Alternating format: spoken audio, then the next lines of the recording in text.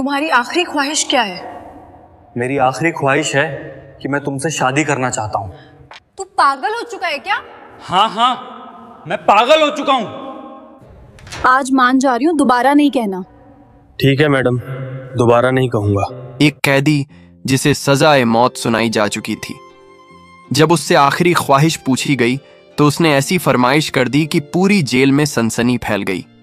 उसने कहा, मेरी ख्वाहिश है कि अपनी जिंदगी की आखिरी रात एक कुंवारी लड़की के साथ गुजारूं जो अपनी रजामंदी से मेरी दुल्हन बने। मंदिर में ऐलान करवा दें। क्या कोई लड़की इसके लिए तैयार है? पुलिस वाले एक दूसरे का मुंह ताकने लगे। क्या वाकई उसकी यह ख्वाहिश पूरी हो सकती थी? वह लड़की कहां से आएगी? और अगर शादी हो भी गई तो उस रात क्या होगा? मेरा नाम मीनाक्षी वर्मा है। मैं 30 बरस की लेडी इंस्पेक्टर हूं। मेरी जिंदगी का ज्यादातर हिस्सा अदालतों, थानों और इन्हीं जेल की दीवारों के बीच गुजरा है। मैंने बेशुमार चेहरे देखे, कुछ नरम, कुछ सख्त, कुछ मासूम नजर आने वाले और कुछ पत्थर दिल। लेकिन कैदी नंबर 719 विक्रम ने मुझे अजीब सी कशमकश में डाल दिया था। वह आम मुजरिम नहीं लगता था। आंखों में एक गहरी उदासी और चेहरे पर ऐसा सुकून जैसे सब कुछ समझकर भी खामोश बैठा हो। वह सिर्फ 19 बरस का था। यह बात मेरे दिल में तीर की तरह चुभती थी कि जिस लड़के ने अभी दुनिया को ढंग से देखा भी नहीं, उसे अब दुनिया से रुखसत होना है। वह कम ही बोलता जैसे अल्फाज पास हो, मगर काम के ना हो, या शायद वह कहना ही ना चाहता हो। कई बार दिल चाहा पूछूं, विक्रम, तुमने कौन सा ऐसा गुनाह किया जिसकी सजा मौत ठहरी? मगर उसके चेहरे पर बिखरी हुई मायूसी मेरे होंठ सी देती। पुलिस की नौकरी ने मुझे सख्त दिल बना दिया था, मगर 719 के सामने दिल में एक नरमी सी जाग उठती। मैं जानती थी कि यहां कैदियों के साथ निजी राब्ता रखना मना है, कानून सख्त है।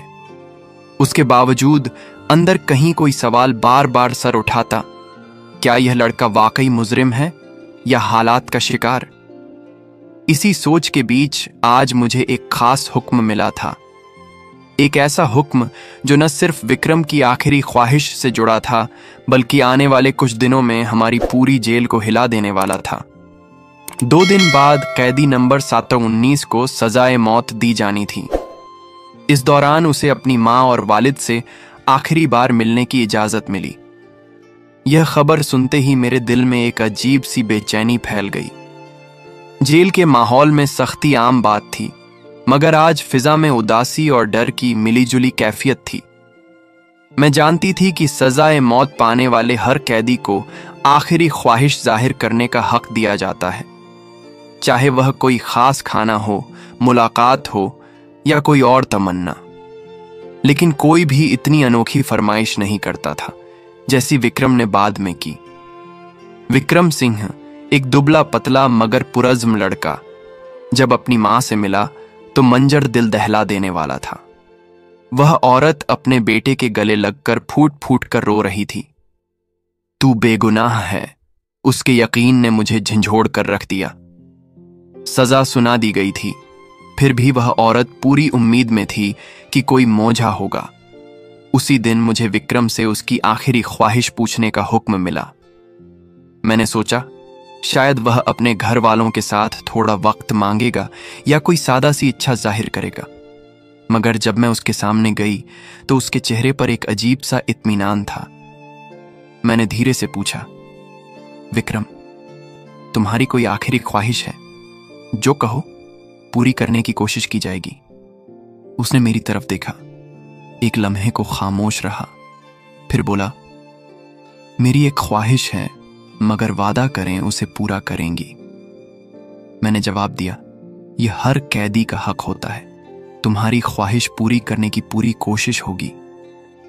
मैंने समझा शायद वह किसी से मिलना चाहता है, मगर जब मैं उसे सुपरिंटेंडेंट एसपी साहब के पास ले गई और उन्होंने नरमी से पूछा, बेटा, तुम्हारी आखिरी ख्वाहिश क्या है, तो उसके लब्बों से जो अल्फाज निकले उन्होंने पूरा कमरा सन्न कर दिया। विक्रम ने कहा, मैं जिंदगी में पहली और आखिरी बार शादी करना चाहता हूं। अपनी बीवी के साथ एक रात गुजारना चाहता हूं, फांसी से पहले। विक्रम की बात सुनते ही कमरे में सन्नाटा छा गया।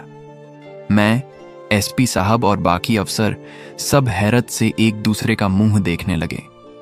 एसपी साहब ने कुछ लम्हों की खामोशी के बाद संजीदगी से कहा, बेटा, शादी तो हम करवा सकते हैं, लेकिन सोचो कौन लड़की तुमसे शादी करेगी जब सब जानते हैं कि तुम्हें 2 दिन बाद सजाए मौत दी जाने वाली है। तुम गरीब घराने से हो, न कोई दौलत न असर रसूख। कोई लड़की अपनी जिंदगी एक दिन की दुल्हन बनने के लिए क्यों बर्बाद करेगी? विक्रम खामोशी से सुनता रहा। चेहरे पर अजीब सा सुकून था। फिर बोला, मैं अपनी बात पर कायम हूं सर, मेरी आखिरी ख्वाहिश यही है। एसपी साहब ने थोड़ा गुस्से में कहा, कोई और ख्वाहिश मांग लो, कुछ खाना, किसी से मुलाकात या किसी जगह जाना। शादी मुमकिन नहीं। विक्रम ने धीमे लहजे में कहा, सर आप फिक्र ना करें, मेरी शादी खुद ब खुद हो जाएगी। बस आप एक काम करें, मंदिर में ऐलान करवा दें कि कैदी विक्रम सिंह अपनी सजाए मौत से पहले 1 दिन के लिए शादी करना चाहता है, किसी ऐसी औरत से जो अपनी मर्जी से उसकी दुल्हन बने। यह सुनकर मैं बेख्तियार चौंक उठी। पूरे कमरे में खामोशी पसर गई। सबके चेहरों पर हैरत थी कि कोई कैदी इतनी अजीब शर्त कैसे रख सकता है। विक्रम ने हमारी खामोशी तोड़ते हुए कहा, अगर कोई औरत राजी हो गई तो उसे रोकना मत, वरना मैं कोई और ख्वाहिश नहीं करूंगा, फिर चाहे मुझे फौरन फांसी दे दी जाए। उसकी आंखों में ऐसी सच्चाई थी कि किसी को इनकार करते नहीं बना। एसपी साहब ने कंधे उचकाते हुए कहा, ठीक है, ऐलान करवा देते हैं, मगर हमें यकीन है कोई औरत नहीं आएगी। भला कौन ऐसी शर्त पर शादी करेगा? उसी शाम जेल के करीब वाक़े मंदिर से ऐलान गूंज उठा, कैदी नंबर 719। विक्रम सिंह अपनी आखिरी ख्वाहिश के तौर पर 1 दिन के लिए किसी औरत से शादी करना चाहता है। अगर कोई औरत अपनी मर्जी से राजी हो तो वह जेल इंतजामिया से राब्ता करे। यह ऐलान पूरे जयपुर में फैल गया, मगर हमारे दिलों में यकीन था कि कोई नहीं आएगा। हम सबका यही ख्याल था कि कोई भी औरत ऐसी शर्त पर आगे नहीं आएगी। विक्रम एक गरीब घराने से था, न शोहरत न हैसियत। उसे कौन दुल्हन के रूप में कबूल करता? हमें यह सब एक मजाक सा लगा। मगर ऐलान के सिर्फ 1 घंटे बाद एक सिपाही हांफता हुआ मेरे ऑफिस में आया। मैडम, जेल के दरवाजे पर एक लड़की दुल्हन के लिबास में खड़ी है और उसके साथ एक पुजारी जी भी हैं। यह सुनकर एसपी साहब और मैं दोनों हैरान रह गए। हम तेजी से बाहर निकले तो सामने 17-18 साल की एक नाजुक सी लड़की खड़ी थी। वह लाल जोड़े में मलबूस थी, पूरी तरह सजी हुई, मगर चेहरे पर अजीब सा सुकून और अज़्म था। उसके साथ एक बुजुर्ग पुजारी जी खड़े थे, हाथ में शादी का रजिस्टर लिए। एसपी साहब ने सख्त लहजे में पूछा, पुजारी जी, यह क्या माजरा है? यह लड़की कौन है? उन्होंने अदब से जवाब दिया, साहब, यह लड़की खुद मेरे पास आई थी। इसने कहा कि वह विक्रम सिंह से शादी करना चाहती है। मैंने लाख समझाया, बेटी, वह सजाए मौत का कैदी है, तुम क्यों अपनी जिंदगी बर्बाद कर रही हो? मगर वह न मानी। कहने लगी, यह मेरा फैसला है, मैं उसे सच्ची मोहब्बत करती हूं। उसकी बात सुनकर मेरे बदन में झुरझुरी सी दौड़ गई। जेल के आंगन में सन्नाटा छा गया। हमें यकीन नहीं आ रहा था कि विक्रम को वाकई कोई इतना चाहता है कि दुनिया, इज्जत, सब कुछ छोड़ने को तैयार हो जाए। मगर कानून कहता था, कैदी की आखिरी ख्वाहिश पूरी की जाए। चुनांचे हमने इजाजत दे दी। पुजारी जी को अंदर बुलाया गया। विक्रम को सेल से निकाला गया। जेल के दफ्तर में मुख्तसर सी रस्मों के साथ उनकी शादी कर दी गई। शादी मुकम्मल होने के बाद विक्रम ने मुस्कुराकर कहा, अब आप वादे के मुताबिक मेरी दुल्हन को मेरे पास भेज दें। मैं उससे कुछ बातें करना चाहता हूं, बस 1 रात की बात है। मैं उसकी बात सुनकर चौंक गई, मगर एसपी साहब ने खामोशी से सर हिलाया। मैंने दुल्हन को विक्रम के सेल तक पहुंचाया, दरवाजा बंद किया और बाहर आ गई। सोचा शायद कुछ देर बाद वह खुद ही बाहर आ जाएगी, मगर वक्त गुजरता गया और अंदर से हल्की हल्की सरगोशियों की आवाजें आने लगीं, जैसे कोई कुछ खोलने की कोशिश कर रहा हो। मैंने थोड़ा गौर किया, मगर इत्मीनान से वापस दफ्तर चली गई। रात गहरी होती गई। फिर अचानक जेल की फिजा एक चीख से गूंज उठी। मैं दौड़ती हुई विक्रम के सेल की तरफ पहुंची। दरवाजा खोला तो वह लड़की दुल्हन के लिबास में खड़ी थी। घूंघट नीचे और सांसें बेतरतीब, पूरा बदन कांप रहा था। मैंने हैरानी से पूछा, क्या हुआ? तुम तो अपनी मर्जी से शादी करके आई थी, अब क्या बदल गया? वह कंपकपी भरी आवाज में बोली, मुझे यहां से निकालो, मैं यहां नहीं रहना चाहती। मैंने तंजीए लहजे में कहा, क्यों? मोहब्बत का नशा उतर गया या अब अंजाम का डर जाग गया? लेकिन वह खामोश रही। कपड़ों के पल्लू मुट्ठियों में जकड़े खड़ी थी। चेहरे पर ऐसा डर था जैसे किसी डरावने ख्वाब से गुजरी हो। मैंने दरवाजा खोला तो वह लड़की बिजली की तरह बाहर निकल पड़ी। बिना कुछ कहे तेजी से चली गई। मैंने सेल फिर बंद किया और वापस अपने दफ्तर आकर बैठ गई। सारी रात ख्यालों में खोई रही, फिर थकान के मारे सो गई। मुझे क्या खबर थी कि सुबह होते ही एक तूफान आने वाला है। सूरज निकला ही था कि एसपी साहब गुस्से में मेरे दफ्तर में दाखिल हुए। इंस्पेक्टर मीनाक्षी, फौरन जाओ और देखो विक्रम कहाँ है? मैंने हैरानी से कहा, सर, वह अपने सेल में ही होगा।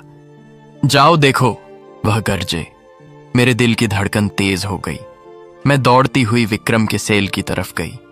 दरवाजे पर जाकर आवाज दी, विक्रम बाहर आओ।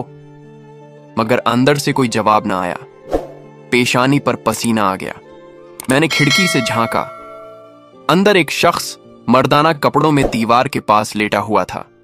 मैंने दरवाजा खोला, आगे बढ़ी और जैसे ही उस शख्स को सीधा किया, मेरे पांव तले जमीन खिसक गई। यह वही लड़की थी जो कल दुल्हन बनकर आई थी। अब वह विक्रम के कपड़ों में मलबूस बेहोश पड़ी थी। मेरे हाथ कांपने लगे। एसपी साहब भी वहां पहुंच गए। नजारा देखकर उन्होंने दहाड़ लगाई, यह क्या तमाशा है? विक्रम कहां है? मैं कुछ बोल न सकी। वे चिल्लाए, तुम्हारी लापरवाही ने जेल का निजाम हिला दिया। एक सजाए मौत का कैदी फरार हो गया है। मैं सदमे में थी। दिमाग सुन्न सा हो गया था। हम सबको एहसास हुआ कि विक्रम ने एक ऐसी चाल चली थी जिसने हमें अंधा बना दिया था। वह दुल्हन के कपड़ों में जेल से फरार हो चुका था और यह लड़की शायद उसकी साथी जानबूझकर उसके लिए कुर्बान बनी थी। जब वह होश में आई तो बिल्कुल सतर्क और आत्मविश्वास भरे लहजे में बोली, आप लोगों ने विक्रम के साथ नाइंसाफी की है। वह सजाए मौत का हकदार नहीं था। मैंने गुस्से में कहा, यह फैसला अदालत करेगी। वह हल्की सी मुस्कान लाई और बोली, फैसला वक्त करेगा और वक्त साबित करेगा कि वह बेगुनाह है। एसपी साहब ने सख्ती से हुक्म दिया, विक्रम को फौरन ढूंढो। अगर हमने उसे न पकड़ा तो अंजाम भयानक होगा। सारी जेल में खलबली मच चुकी थी। एक सजाए मौत का कैदी हम सबको धोखा देकर भाग गया था। एसपी साहब गुस्से में आग बबूला थे और मेरा दिल तेजी से धड़क रहा था। मैं समझ नहीं पा रही थी कि मैंने इतनी बड़ी गलती कैसे कर दी। मैंने एक ऐसे शख्स पर भरोसा किया जिसने हमारी आंखों में धूल झोंक दी। सच्चाई उगलवाना और विक्रम को ढूंढना नामुमकिन था। वह कई घंटे पहले फरार हो चुका था। मैंने सख्त लहजे में कहा, देखो लड़की, अब तुमसे सवाल होंगे। अगर तुमने सच न बताया तो अंजाम अच्छा नहीं होगा। वह बिल्कुल मुतमईन थी, जैसे सब कुछ पहले से तय हो। बोली, मैं विक्रम के बारे में सब सच्चाई बताऊंगी। मैंने गौर से देखा, उसके चेहरे पर न कोई घबराहट थी न पछतावा। मैंने पूछा, क्या वह वाकई तुम्हारा भाई है? क्या तुम लोगों ने यह नाटक रचा था? वह कुछ लम्हे चुप रही, फिर धीरे से बोली, नहीं, वह मेरा हकीकी भाई नहीं है। मेरे अंदर गुस्से की लहर दौड़ गई। तो फिर तुमने ये सब क्यों किया? तुमने उससे शादी क्यों की? तुम दोनों ने जेल को बेवकूफ बनाया। विक्रम भाग गया, लेकिन याद रखो, हम उसे ढूंढ निकालेंगे। वह मेरी आंखों में आंखें डालकर बोली, आप गलत हैं, वह भागा नहीं, वह वापस आएगा। मैं चौंक गई। तुम्हें इतना यकीन कैसे है? क्योंकि वह जानता है कहां जाना है और कब लौटना है। अब वह मेरा शौहर है, वह मुझे छोड़ने वाला नहीं। उसके लहजे में ऐसा यकीन था कि पल भर के लिए मेरा दिल भी डोल गया। मैंने सख्त आवाज में कहा, तुम्हें इतना यकीन क्यों है? वह बोली, अगर आप मेरी पूरी कहानी सुनेंगी तो शायद आपका फैसला बदल जाएगा। तब आपको अंदाजा होगा कि असल मुजरिम कौन है और विक्रम ने जो किया क्यों किया। मैं खामोश हो गई। वह लड़की अब भी अपने मौकिफ पर कायम थी, जैसे किसी बड़ी सच्चाई को छुपाए बैठी हो। फिर उसने धीमे से कहा, मेरा नाम नेहा है और मेरी बड़ी बहन की मंगनी विक्रम से हुई थी। नेहा ने बात शुरू की। विक्रम बचपन से ही बहादुर और बेखौफ लड़का था। शायद ही कोई वह लम्हा आया हो जब उसने किसी के सामने कदम पीछे हटाए हों। वह मेरे वालिद के चाचा भाई का बेटा था, यानी मेरा फुफेरा भाई। अब्बू उसे बहुत चाहते थे और जब उन्होंने मेरी बड़ी बहन की मंगनी विक्रम से की तो वह हमारे घर का हिस्सा बन गया। मैं खामोशी से उसकी बातें सुन रही थी।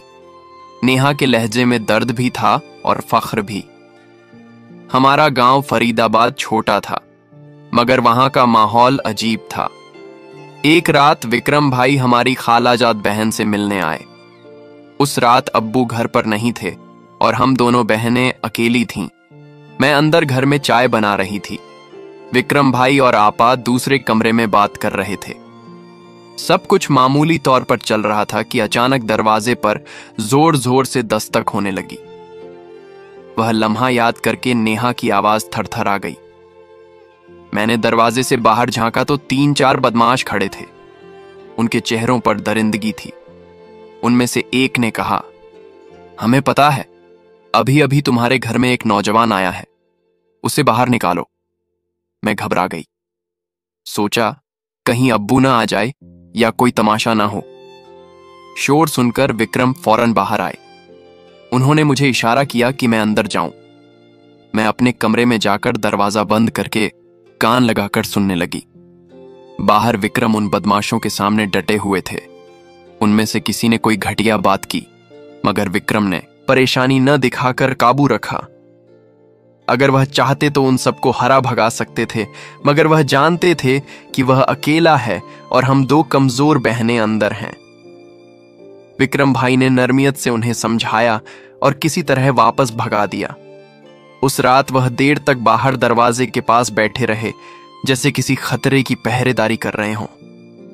नेहा की आंखें नम हो गईं। तब मैंने पहली बार महसूस किया कि विक्रम सिर्फ बहादुर ही नहीं, बल्कि दूसरों की इज्जत की हिफाजत करने वाला इंसान है। हमें अंदाजा भी न था कि यही रात आने वाले तूफान की पहली आहट थी। नेहा ने गहरी सांस ली और बोली, मगर वह तो बस शुरुआत थी। उसके बाद तो जैसे हमारी जिंदगी एक अजाब बन गई। हर रोज वही 3-4 बदमाश हमारे घर के बाहर आ खड़े होते। जैसे ही अब्बू काम पर जाते, वे हमें तंग करने लगते। हम दरवाजे बंद कर लेते, मगर खौफ दिल से नहीं जाता था। फिर एक रात वो वाकया हुआ जिसने सब कुछ बदल दिया। नेहा की आवाज कांपने लगी। रात के अंधेरे में खिड़की के शीशे टूटने की आवाज आई। कोई जबरदस्ती अंदर घुसने की कोशिश कर रहा था। विक्रम भाई भी उसी वक्त घर पहुंच चुके थे। उन्होंने अपनी आंखों से देखा कि एक बदमाश खिड़की फांदने वाला है। वह और बर्दाश्त नहीं कर सके, बाहर निकले और उनसे उलझ पड़े। मैं खामोशी से सुन रही थी। नेहा के अल्फाज मेरे दिल पर नक्श होते जा रहे थे। वह लड़ाई बहुत खौफनाक थी, नेहा बोली। चीखों की आवाज पूरे मोहल्ले में गूंज गई। मेरी बड़ी बहन उनके बीच आ गई और उसी झड़प में मारी गई। विक्रम भाई के हाथों एक शख्स हलाक हो गया, मगर वह कत्ल नहीं था। वह हमारी इज्जत बचाने की लड़ाई थी। नेहा की आंखों से आंसू बह निकले। असल मुजरिम वो बदमाश थे, मगर सजा विक्रम भाई को मिली।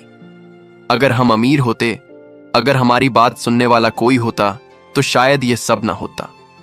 इस दुनिया में कमजोर के लिए कोई इंसाफ नहीं मैडम। विक्रम भाई ने किसी मासूम का खून नहीं बहाया। उन्होंने बस अपनी गैरत में काम किया। मैं कुछ बोल न सकी। नेहा ने आंसू पोंछे और बोली, ये सब विक्रम की मां की मंसूबाबंदी थी। मैं सन्न रह गई। उसने कहा था, मैं अपनी दूसरी बेटी कुर्बान कर दूंगी, मगर अपने बेटे को फांसी नहीं दूंगी। हां, मैं कुर्बान कर दी गई। मैंने खुद को उस मंसूबे के लिए पेश किया ताकि विक्रम बच सके। उसकी मां ने उसे दिल्ली के एक बड़े वकील के पास भेजा, वही वकील जिसकी जान विक्रम ने बरसों पहले बचाई थी। वो वकील अदालत में पहुंचा और सच्चाई सामने आ गई। साबित हो गया कि विक्रम ने अपनी इज्जत की हिफाजत में लड़ाई की थी, गुनाह नहीं किया था। अदालत ने उसे बाइज्जत बरी कर दिया। नेहा की आंखों में चमक आ गई। विक्रम को सजाए मौत नहीं हुई, वह रिहा हो गया। मैं देर तक खामोश बैठी रही। नेहा जा चुकी थी, मगर उसकी कहानी मेरे दिल में रह गई। मैंने खिड़की से बाहर देखा। आसमान पर हल्की सुबह की रोशनी फैल रही थी। मैंने दिल में सोचा, कुछ कहानियां वक्त के साथ मिट नहीं पाती, वो हमेशा दिल के किसी कोने में जिंदा रहती हैं। दोस्तों, यह कहानी केवल मनोरंजन और शिक्षा के उद्देश्य से बनाई गई है। इसमें दिखाए गए सभी पात्र, घटनाएं और संवाद काल्पनिक हैं। किसी भी वास्तविक व्यक्ति, संस्था या घटना से इनका कोई संबंध नहीं है।